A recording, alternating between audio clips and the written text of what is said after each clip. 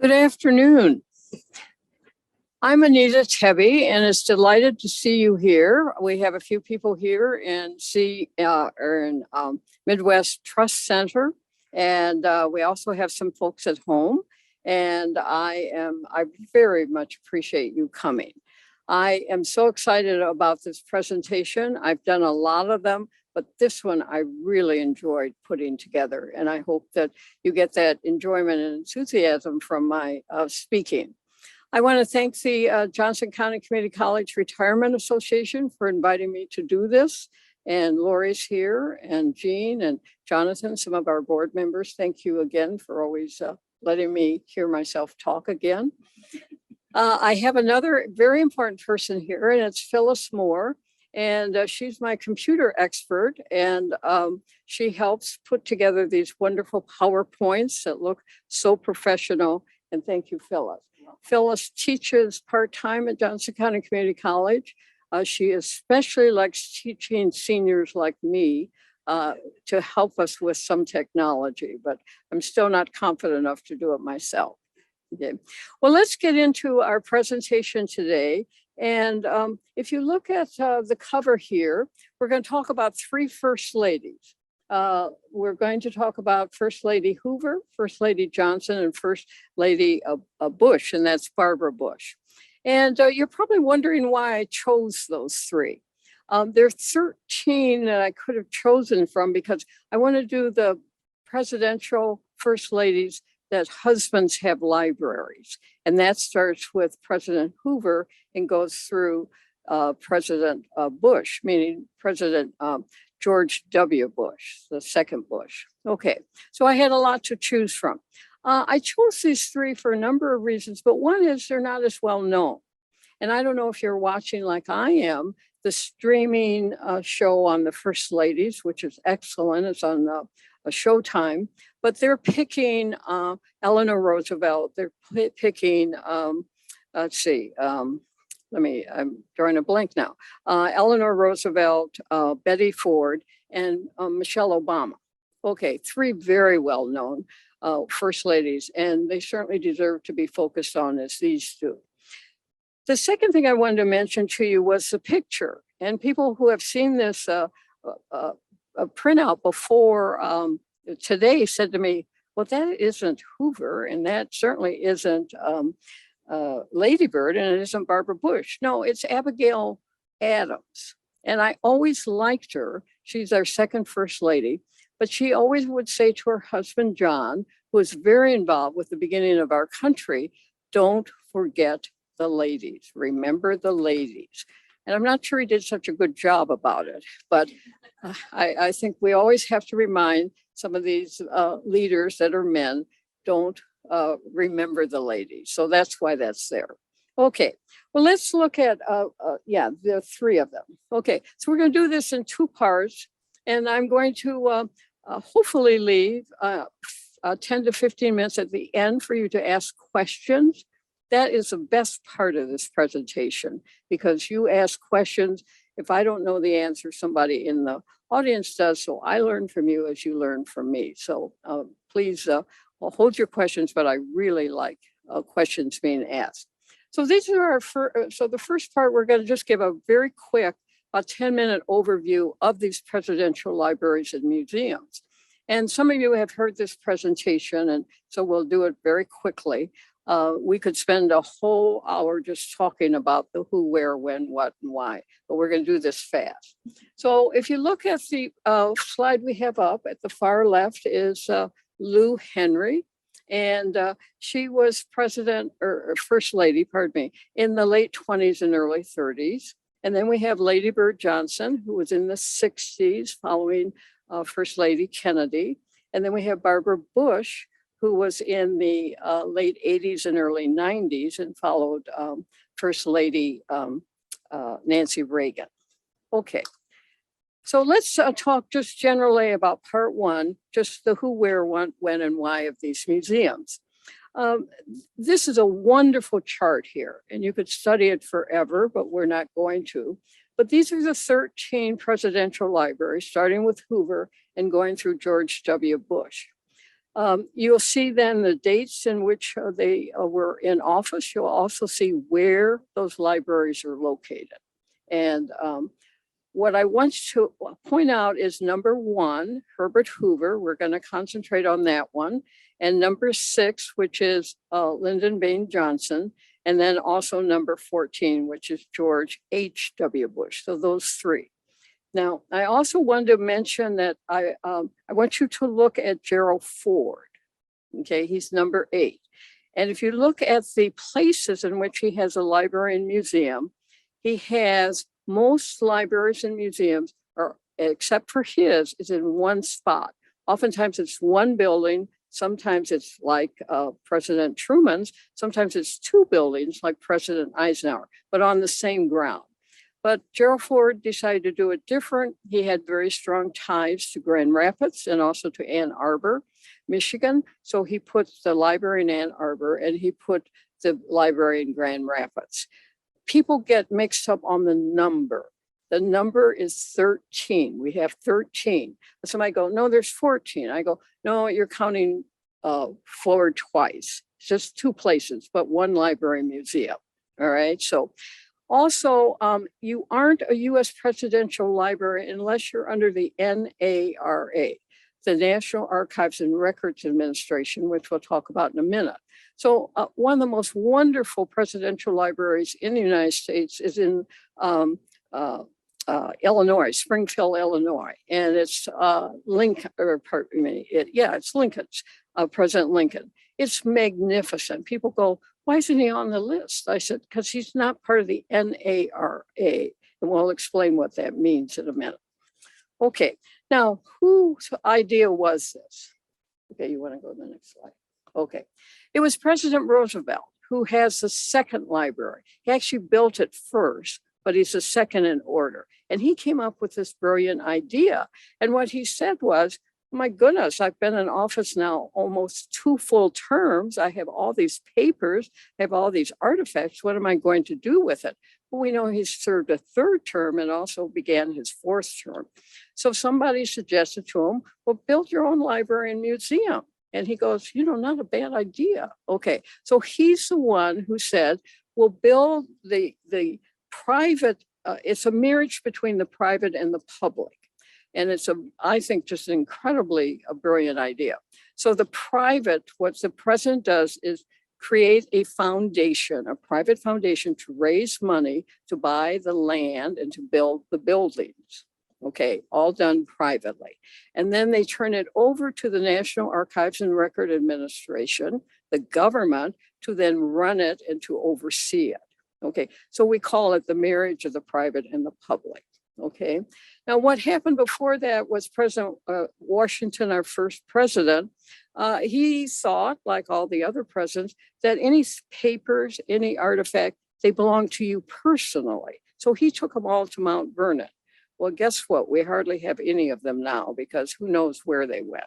Okay, some of the first presidents had a little more foresight than Washington, and they would put them in certain buildings like a state historical society. The Adams did that, both John and John Quincy. Some of them would put it in the Library of Congress, which is in Washington, D.C., but most of them just went who knows where. So lost an incredible amount of history, okay? All right, so down at the bottom, we have the National Archives and Record Administration. Okay, so they're the ones who oversee the libraries and museums, and they take care of it. All right, let's go to the next one. Now, if you are looking for a tour on a car trip, I have it for you. Go see these 13, okay? And here they are right here. And if you count the dots, how many should you end up with? 14, okay, because there's 2 in Michigan. All right, so that's where people get mixed up. They go, Anita, they're 14. I go, no, I'm telling you, they really are not, okay? I'm wrong on a lot of things, but this one I'm not wrong on, okay? All right, so if you start in the northeast dot, that would be Kennedy's in Boston. And then right underneath that would be FDR's, that would be in New York City. And then we're going down a diagonal here. Then we have two little dots there. That's Michigan. So that's Ann Arbor and Grand Rapids. And then we have that little dot right there, and that's Hoover's. That's West Branch, Iowa, that we're going to talk about. And then you have two more dots together, and the one on the right would be Truman and Independence, and one on the left would be Eisenhower. And then we're going to keep going down, and then we have three little dots there, and that's Texas, the one that has the most libraries. So that would be Austin, Texas, and then we would have and that's LBJ. And then we have the two Bushes, one in Houston and one in College Town, Texas, where Texas A&M is. All right. Okay. And then we come back up and we have three little dots there. Okay. Well, let's see. So we got these three dots. Okay. And then let's see. I got mixed up here. Okay, there. Okay, I've wrote over this on my thing, and I go, where'd those dots go? Okay, all right. So here, let me just look at the slide. So we have two in California, and those are both in the LA area. That's Reagan, and then Bush. Pardon me, and Nixon. Okay, wow. Talk about. Okay, all right. Then let's come back to Texas, and you have the three there that we just talked about.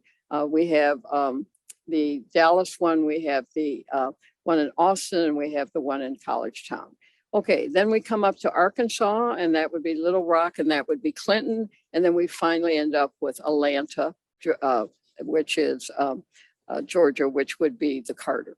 So those are the 14. Okay, all right. So let's just keep going here. Okay, all right. Okay, well, we still have the win. Okay, so we got three presidents that are still alive. And we want to know, are they going to have a library? So President Obama has said yes. He's number 14. And as we sit and stand here, it's being built. And it's being built in Chicago on the south side. And he and Michelle chose that. He was also asked to put it in New York City. He had gone to Columbia University undergraduate, and also to build it in Hawaii, where he was born. And he chose Chicago. They chose Chicago. It's actually urban development area. They took a part of south side of Chicago that needs some renovation. They're making it into like a little city. There'll be restaurants there. There'll be hotels. There will be businesses. So they're reviving the area. And what Obama's doing differently, he's going to have one building. He's only going to have a museum. He is not having a library. So it's a little change in things, and he wants everything to be done online. So NARA are going to have all his papers, and we'll be able to access them online. So we don't know if this is a wave of the future or this is just Obama being the digital president. Okay, President Trump has not said if he wants a library or not, and President Biden has not said. Usually during their first term, they're asked, we need to sit down and talk about this, and they say yay or nay. And it's totally up to them if there's going to be a library museum and where it will be. That's very important. You can imagine the economic consequences of having a library and museum in your place. Okay, plus the prestige of doing that. They like to put them near universities because the universities give a lot of money to support them, and they bring in a lot of big name speakers. Okay, going to the next one. Okay, so why are we doing all this? And we're doing it to preserve history, okay? I believe, and I'm so partial, and I apologize for all my biases coming out, but they're national treasures. They're national treasures. They're like going to our World War I museum and memorial. They're like going to 9/11 museum. They're like going to Pearl Harbor. This is who we are. It's living history. And if we lose it like we did, with Washington and up to the time of Hoover, we've lost it forever. Okay. There's also some criticism of these libraries and museums.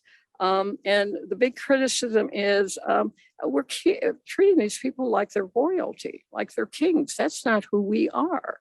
We, the people, that's our first three words of our US Constitution. It's all about those of us sitting here, those of us watching, those of us standing here. We're the power, okay?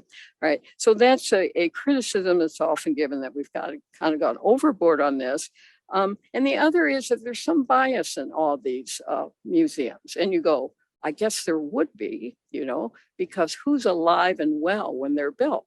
Every one of these men, they happen, of course, we know to all have been men, with the exception of John Kennedy, okay?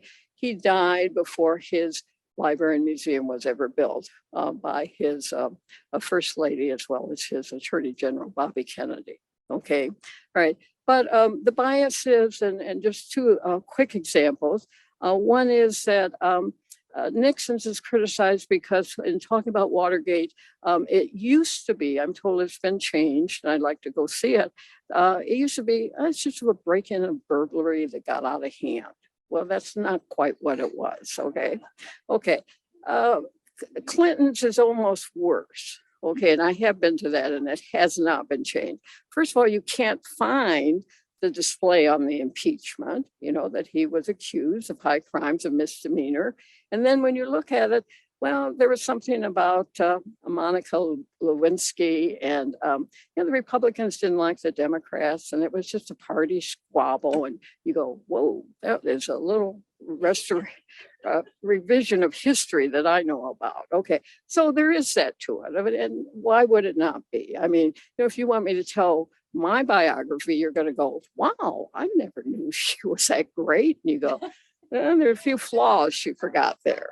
Okay, all right. Now, let's go to the next one. And this is something that I did, and we're going to move a little quicker here. I finally, after I saw 13 of them, which was in January of this year, I was like, I need to put this all together for you. I mean, what are you seeing here? And so these were common characteristics that I saw. And the first is that they all have physical structures. Okay, and you can read that. Some of them have their homes on them. Some of them have statues. They all have exhibits. So you go to any library, you're going to see permanent exhibits. You're going to see temporary exhibits. Okay, the permanent ones don't change. Obviously, the temporary do.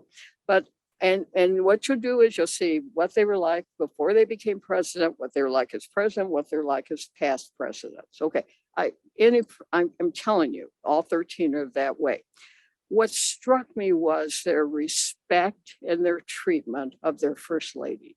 It is unbelievably impressive how important those women were to those presidents. Most of them are wife and advisors. A few changes that I'll make mention of, but they're incredibly important, and they acknowledge it publicly, as they should. Okay. Then we have going to the temporary, those change, and you can look at that. Then on the next page, and we're going to finish this up real quickly, all the presidential museums have mottos. They have the Oval Office, they'll have Situation Room Camp David. Their orientation movies are excellent. I always recommend them. They're 10 to 20 minutes long. They really give you an overview of them. I think most of these museums are art museums. The beautiful pictures, the murals, the hangings. You just go here and get an art lesson, and then you can see the technology I mentioned. The burial site, everybody is buried at their library and museum on that property, with the exception of JFK, who's in Arlington, and he was deceased before it was even built, but his first lady did not wish to move him, and she also is buried in Arlington. Also, the Carters have said they do not want to be buried in Atlanta, Georgia. They want to be buried in Plains, Georgia, where they're both from. Okay, all right. There's also the other things are the update. I think you can read that yourself. Okay. All right. Now let's go to the second and most important part, and let's talk about these three first ladies. Okay. So we're going to talk with First Lady Hoover. And notice when she was born, shortly after the Civil War, which in 1865. So we're talking a long time ago. Okay. And she's way ahead of her times, really a pioneer in that area.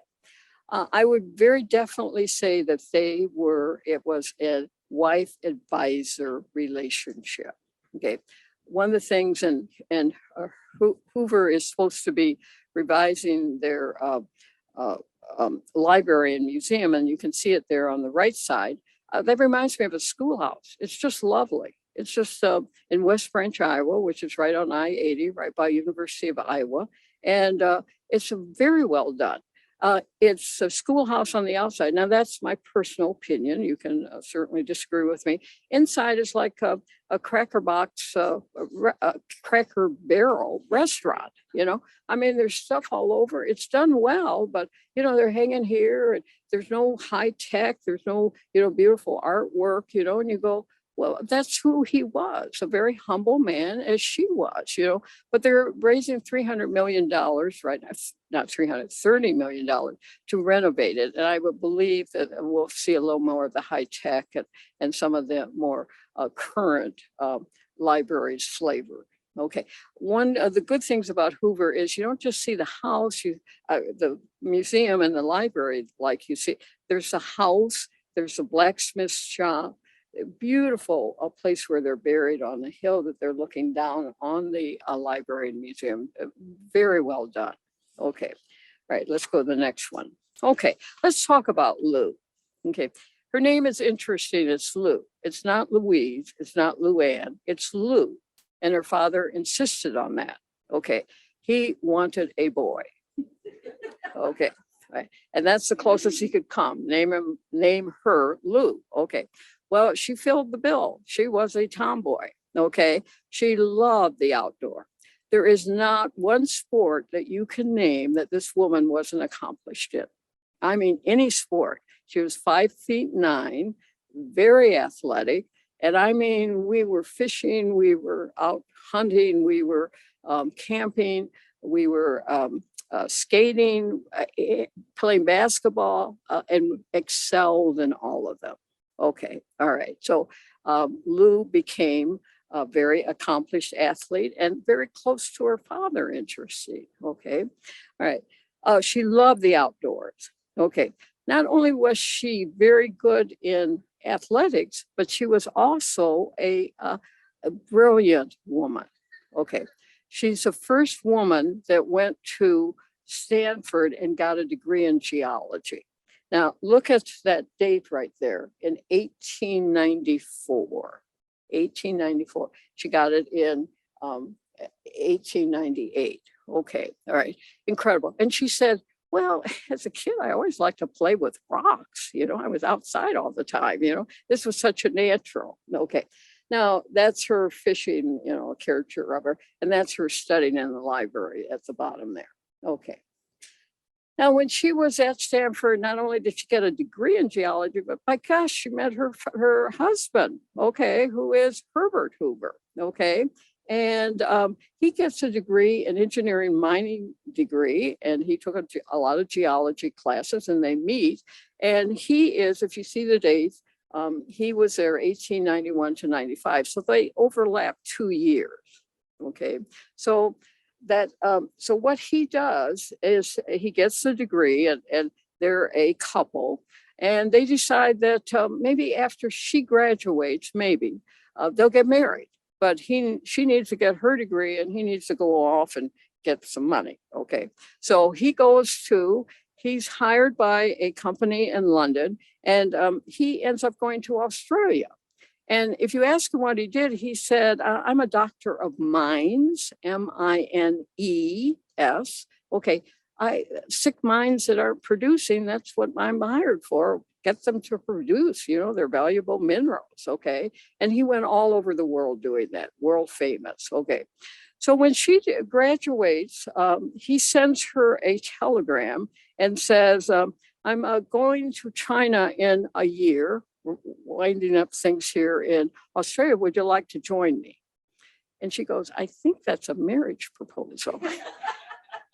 So she runs back and says, clarify that. And he goes, Well, yeah, of course, So they were married in 1899 in Monterey, okay, and in California. And interesting enough, and I think I skipped a slide here. Well, back up a minute. No. Okay. All right. Anyway, I did talk about she's born in Iowa. He's born in Iowa. Interesting enough, they both end up in California. He's an orphan. He's raised by an aunt and uncle in Oregon. And then he goes to Stanford. I forgot that little part. Okay.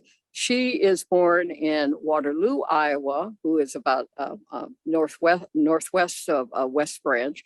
And at 9 years old, 10 years old, her father, a wealthy banker, moves to the southern part of California, then moves to the Monterey area. So that's how she gets to Stanford. Okay, forgot that part. Okay, all right. So anyway, they're married in Monterey, which is her home in California in 1899. And what happens is then they get on the next day. This is their honeymoon on a steamboat going to China, because that's where they're going now. Okay, so they go there and she goes, why are we wasting all our time looking at the beautiful water, And so they decide they're going to master Mandarin Chinese, which they do. Okay. And so they always say that, they had two sons. When they didn't want the sons to know what they're talking about, guess what they did? They reverted to the Mandarin, But she goes, well, my gosh, I didn't know I had this gift in language. So she also learns German, Italian, Spanish, and French. Very accomplished in all of them. He didn't quite do that. Okay, all right. So they're in China for about a year, and that's a picture of her on a mule. She wasn't just there visiting, she was there to help him, get these sick minds well. So you go off into these, godforsaken places in China and try to get these minds working again. They only lasted there a year because in 1900, in your American history and world history, there was a Boxer Rebellion, which said, all you foreigners need to get the heck out of here because we need to take care of our own country. So they leave and they go to London, okay, which is where the main company was, okay. Now, from 1899 to 1914, those 15 years, they traveled the world at least 4 times. Okay, they go to 40 different countries, getting minds to get well again. Okay, and they were a team. Okay, they have 2 sons in the process. Their son Herbert was born in 1903, and their son Alan was born in 1907. Okay, and they travel with them. So we got these 2 young kids, just trying to see the world, and they get in their minds all working. Okay, by 1914, Hoover said, President Hoover said, I've made enough money, $4 million anybody can live on. This is 1914, worth $115 million today. He said, I want to start doing public service. So that's what he did. They decided that they would start getting involved in public service. Okay, you want to keep going? Okay. So they're in London. That's where the company is, and they're so associated with it. But he's also doing his public service as she is. It's a wartime, okay? And Belgium has been overrun by the Germans. They're starving to death. They don't have any medical help. He joins an international organization to raise money to help feed the Belgians and bring them medicine, probably save not millions, but thousands of lives. She's very involved also in raising money throughout Europe to help people that have been devastated by the Germans who are advancing throughout the European country. So they're both very involved in humanitarian causes there. Okay, all right. And then in 1917, U.S. gets involved in the war, so they leave Europe and they come back to the United States because he's done so well with raising money and feeding people. Wilson, who was the president, says, would you help me and become head of the Food Administration? So he becomes part of the government. Then from 1920 to 28, he becomes Secretary of Commerce, an appointed position. There's 3 Republican presidents then. There's Harding, then Coolidge, then Harding, Coolidge, and then Hoover. Okay, so he gets involved with government. Never had an elected office until he was elected president. Okay. All right. You want to keep going? Okay. All right. Now I'm going to do this fast because I'm running a little behind here. What the Hoovers did is they were humanitarians from the word go. They wanted to help people get better lives. And what they didn't do right, they weren't good about PR. Okay. They never publicized it. They're criticized for, he's in office less than 6 months and we have the stock market crash and the Great Depression, and he didn't do enough to help people. And he said, I will not give direct handouts. If I give direct handouts to people, that destroys their ambition. It makes them too dependent on government, sounding like same arguments we have today. He would have been totally against the stimulus checks. Okay, all right. But what he does do is he has public works, like he has a building of what's now called the Hoover Dam. It was called the, I'm drawing a blank here. Anyway, the canal, I'll get in a minute here. Okay, maybe somebody can help me here. Anyway, what is now the Hoover Dam in Colorado, and it's Boulder, thank you, came back. The Boulder Dam, the Boulder Dam, yeah, okay. That was public works. He put a lot of people to work on that. He helped banks help other people. So he's doing it indirectly. Okay, so that's enough about that. Okay, but what they also did, all these hidden things that nobody knew. Camp Rapidan is like Camp David. It was a precursor of that. It was in Maryland, and it was like the retreat. It was a area which needed a lot of help with people, for education, for food. They gave unbelievable amount of money to renovate that place out of their own money. Okay. The guests in the White House, she would oftentimes invite people over. It didn't make any difference what your race, your color, or your creed was. You were always welcome. And she also was very much influencing President Hoover to get more women into government, like in undersecretary places.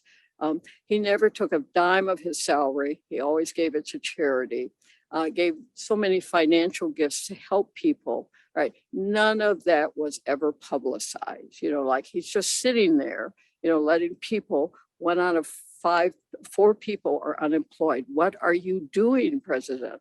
Okay, what I'm doing is helping people in a different way. Okay, keep going. Okay, all right. This is the last thing. Okay, Lou Hoover was very involved in being a volunteer. And she, being the terrific athlete that she was, she said, this National Amateur Athletic Federation is only for, guess who? Men. Okay. And she said, there's 50% of us out here that would like to play sports, and public and, physical education is good. So she became an officer in that, got women involved in competitive sports in an amateur way. Okay. She also was very impactful with the Girl Scouts, empowering the women. Okay. And Juliet Lowe, who started the Girl Scouts in 1912, contacted her to help her. She was a troop leader. She was on the council. She was a president. Okay. And this picture of time, which is the last picture here of last slide. This was in 1924. Okay, she wasn't even a first lady, and she's making Time cover because of her humanitarian and being a volunteer and so impactful. Okay, all right, let's go to the second one, and this would be Ladybird Johnson. And that's obviously her husband, Lyndon Baines Johnson, and that's the White House, the presidential library in Austin, Texas. Okay, okay, all right. What I'm doing here, and I didn't mention it with Lou Hoover, but I'm getting 3 traits to talk about.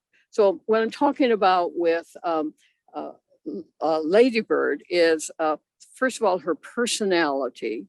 And the second is she's an incredibly shrewd businessman. And the third is her environmental stuff. Okay, all right.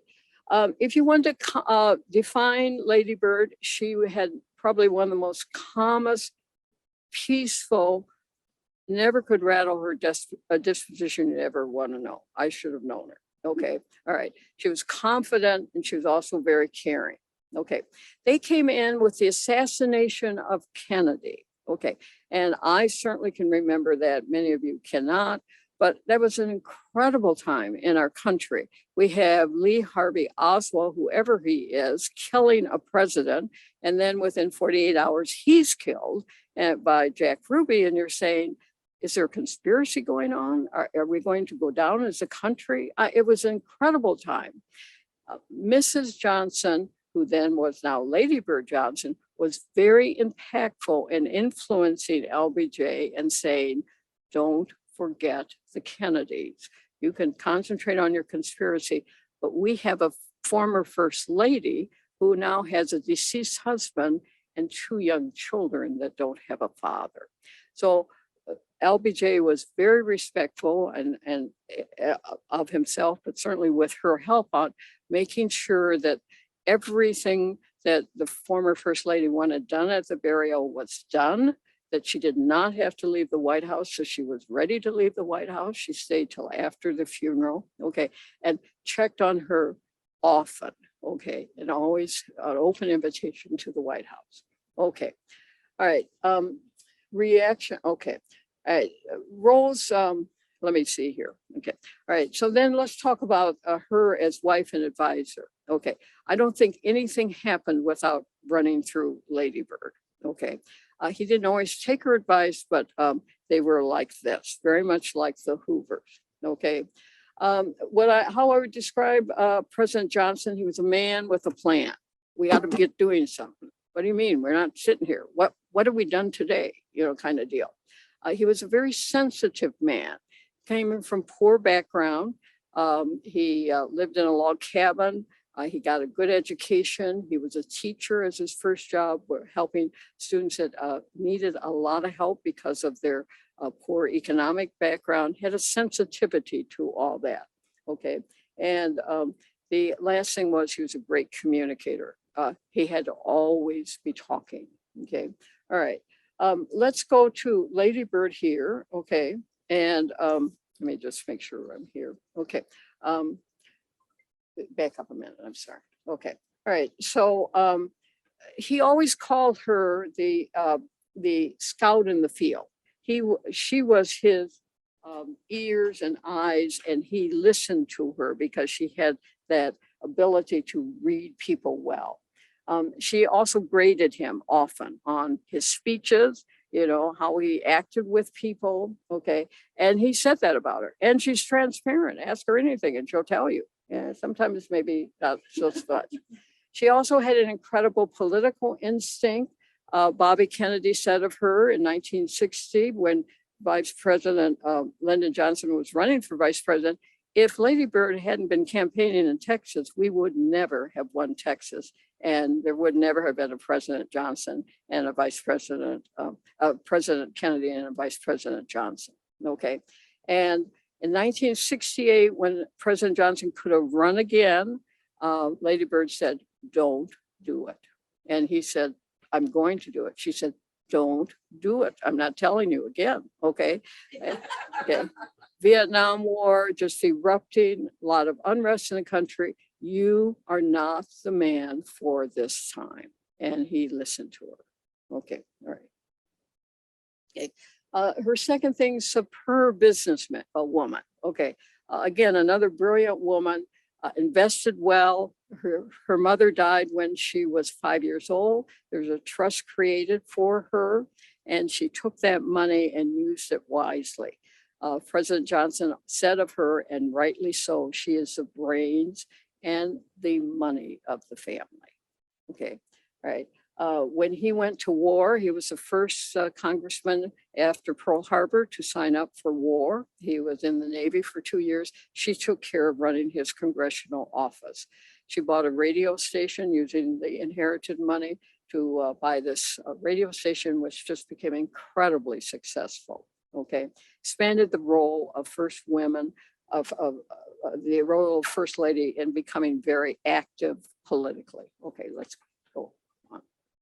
Okay. When we think of LBJ, that would be Ladybird Johnson, we think of environment. That was her big thing. She loved the land. She loved the land as much as Lou Hoover did. She was, and she said, my mother died at 5, and I was a very lonely child. My aunt came to live with us, and so I had a mother figure, but it was never the same. And she said, I consoled myself by reading a lot and also by being outdoor a lot. And I fell in love with the flowers, the bushes, the trees. Okay.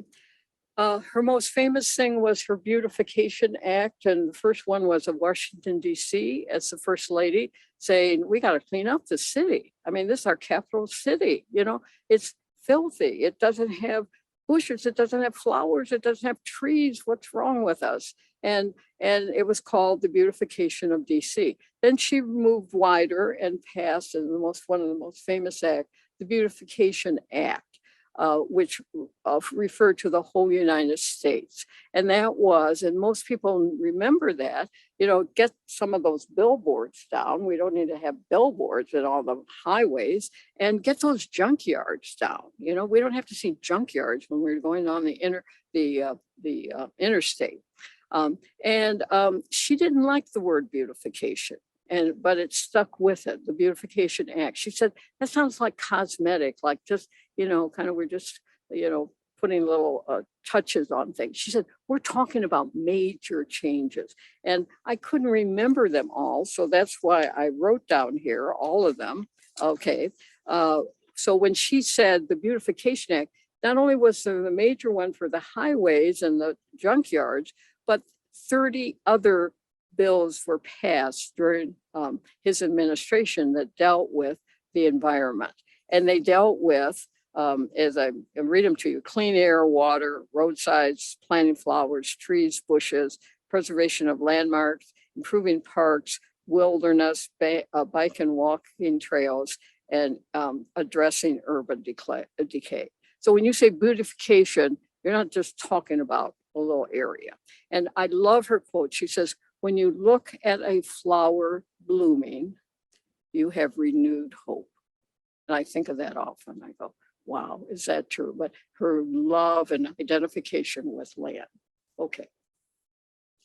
Okay. Our last first lady is President Barbara Bush. Okay.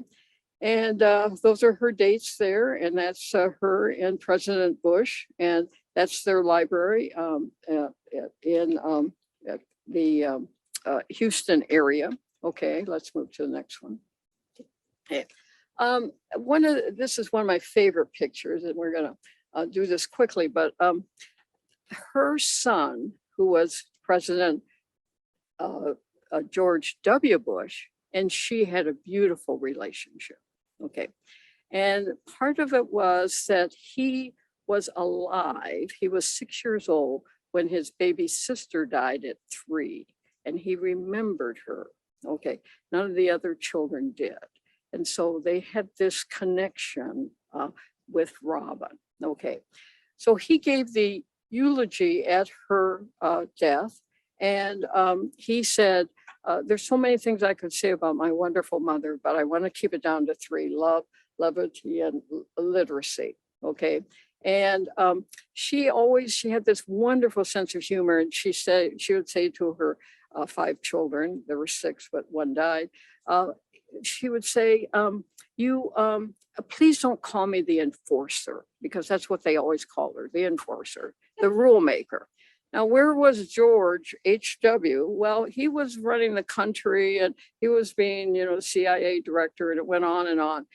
This was a marriage kind of the 1950s, where she was king and queen in the house, and he was king and queen outside the house. So it wasn't that close bond of advisor wife that the other 2 were. Okay. All right. So her love, she said, George W. said at the funeral, she loved her husband very deeply. And they were only married 73 years and lived in 29 places. I guess there's a lot of love there. Okay. All right. And this is a picture, it's a wonderful picture. It's Barbara Bush with her baby daughter, who was the second child, Robin, who died at 3 years, and she died of leukemia. And that's George Jr. there. Okay. All right. And Mrs. Bush is the only person besides Abigail Adams who said, I'm the mother of a president. I'm also a wife of a president. Okay. Okay. Dogs were big in their life. Okay, so they loved their pets. Okay, so the first picture is C. Fred.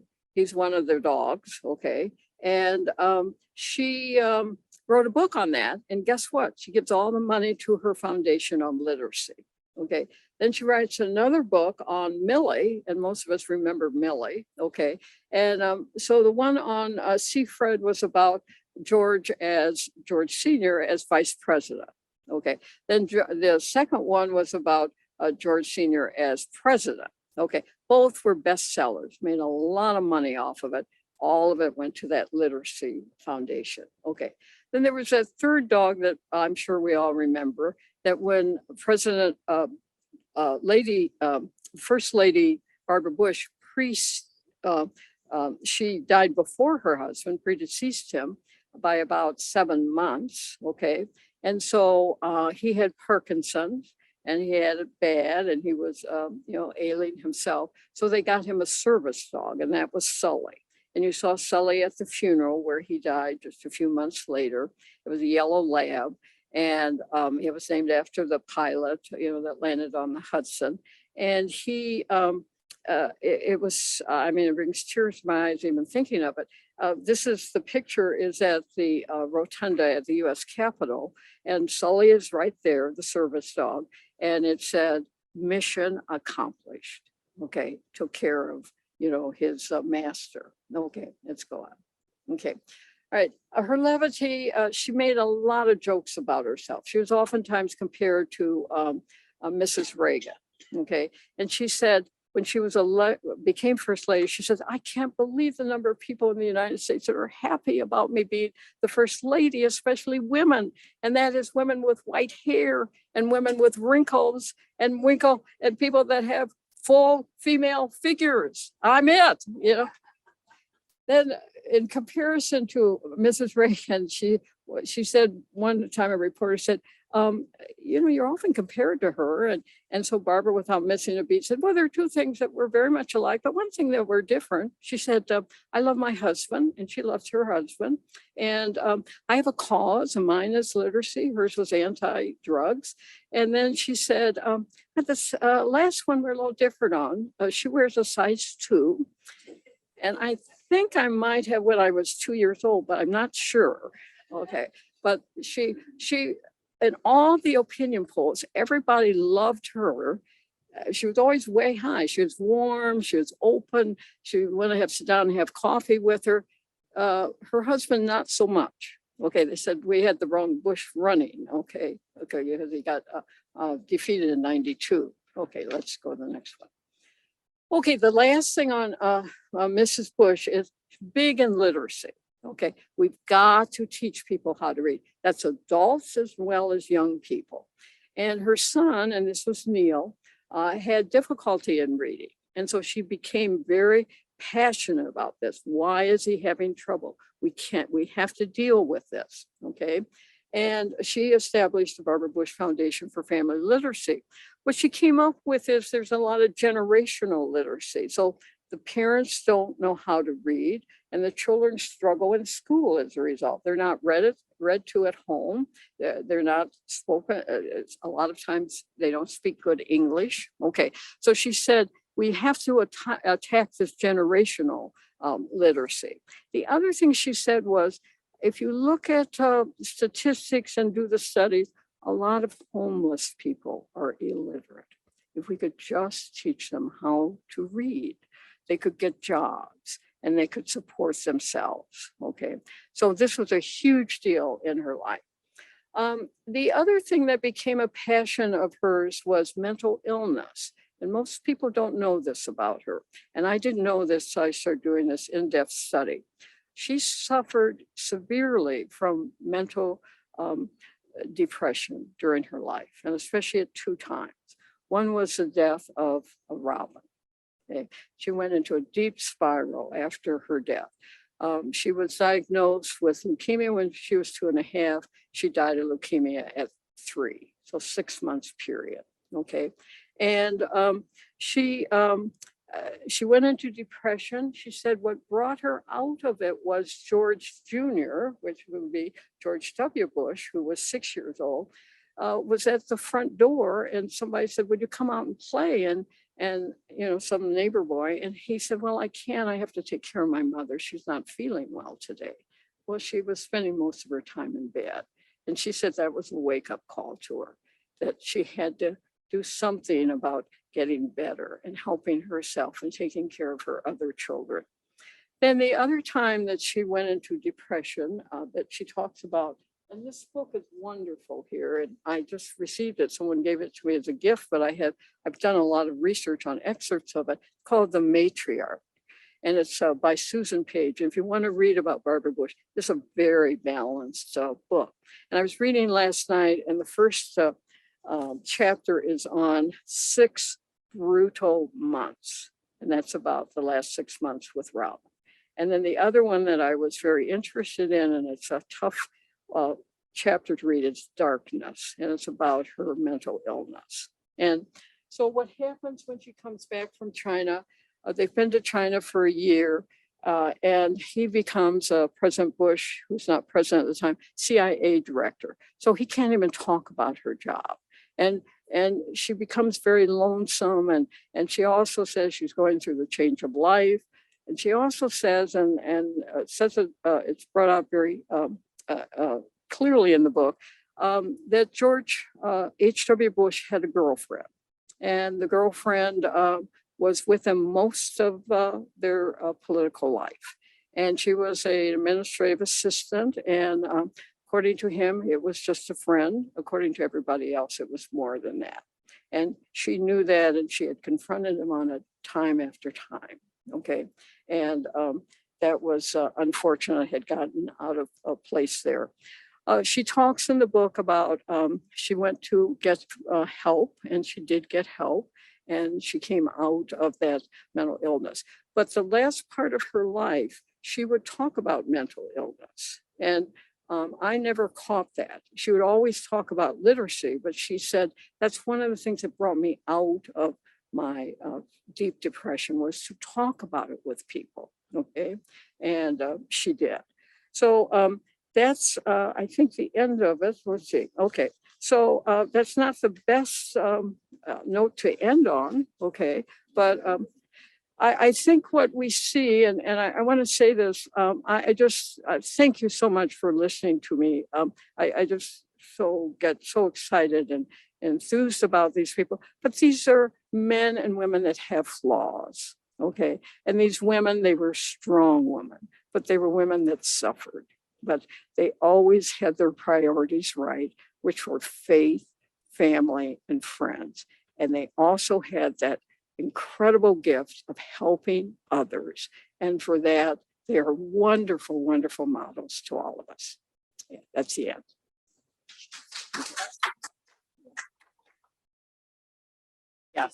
Yeah. Now we have at least 5 minutes for questions, or longer, if whatever we want to do. Yeah. Karen. Would you please use the mic? Yeah. Okay. Thank you. I'm sorry. Excellent job, Anita. And I Thank want you. the people online also to understand that we here appreciate you very much. Thank you. When you got to First Lady, Ladybird Johnson, I had no idea she lived to 105 years old. Well, that's not right. So we have the wrong dates. Well, I'm glad I brought it up then. There should be about 10 years off of there. Okay. So there's wrong. She died in the early 90s. I mean, when she was 90s, in her early 90s. Yeah. Okay, he died, went out of office in 69, and he died in like 72. She outlived him a long time.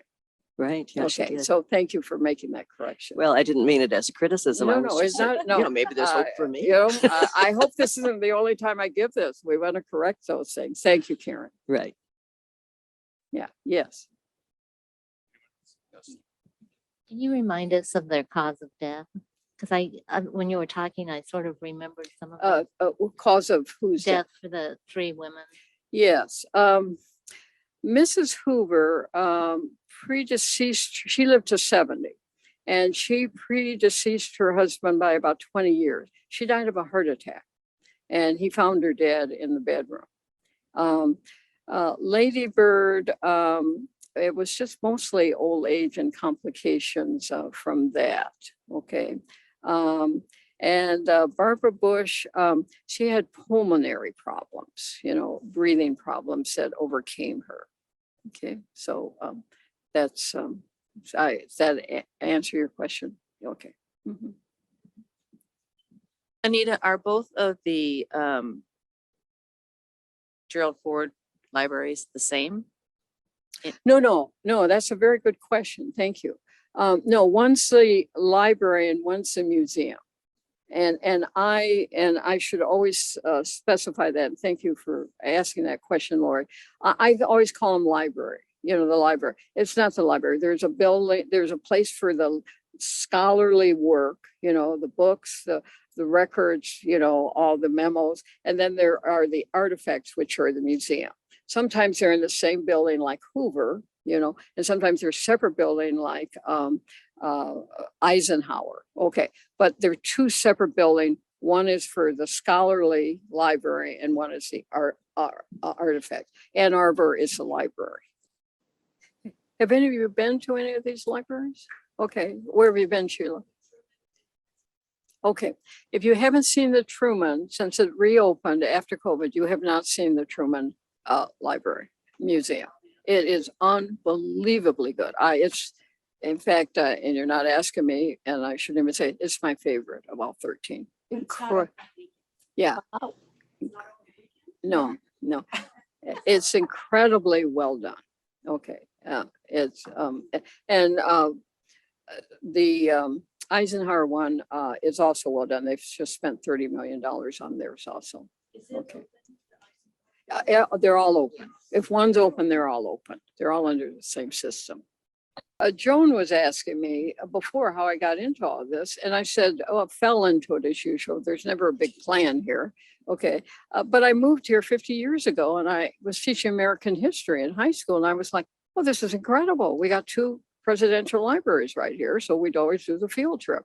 And then my daughter went to UT Austin and there's LBJ's. And then I had a conference in Boston and I go see JFK. I mean, it just happened and then all of a sudden I go, you have seen 10 of them, and the ones I didn't see and I just have seen in the last year because I go, come on, finish the circle here, was Reagan's in California, the LA area, and then the two Bushes in Texas. Yeah, and I went, okay, there, we got that circle finished. Okay, but I just love history, and if I could visit one a day, I'd be happy. Yes, I have the Lincoln one. Yeah. That's an excellent library, excellent, and I commend the state of Illinois. They've done a marvelous job with that state library and museum. Yes. Do the libraries, as well as kind of showcasing the presidents and their lives, do they also do a pretty good job of talking about the context and the society that these presidents and first ladies lived in and what sort of shaped them? I think so. That's an interesting question. I think it's an excellent question. I certainly, I'm thinking of LBJ's and the whole assassination, and that's certainly an important part. How it impacted Mrs. Johnson and President Johnson. That probably isn't as connected as I did, but they're presidents of their time. And it was interesting going through LBJ's because it was the first library I had been to, that I remembered so well because of Vietnam. And I didn't have to read anything. I mean, I didn't know who these people were. I mean, I saw them every night on the news, So the answer is there's certainly people of their times, okay? Some of them are ahead of their times, like Louise Hoover. but maybe not all the dots are connected, and I connected them, and I connect them almost everything I say, and I don't want to be defensive, but it's because of my readings. When I'm personal, I try to say that this is personal, so I don't, we all are entitled to our own opinions. Oh, thank you. Yeah, okay. Yeah, Jean? Here, Is there any information on how? wait, Lady- is that coming through? Is there any information on how Lady Bird got her name? Bird? Yeah, yeah. I think I've heard it, but I don't remember what it is.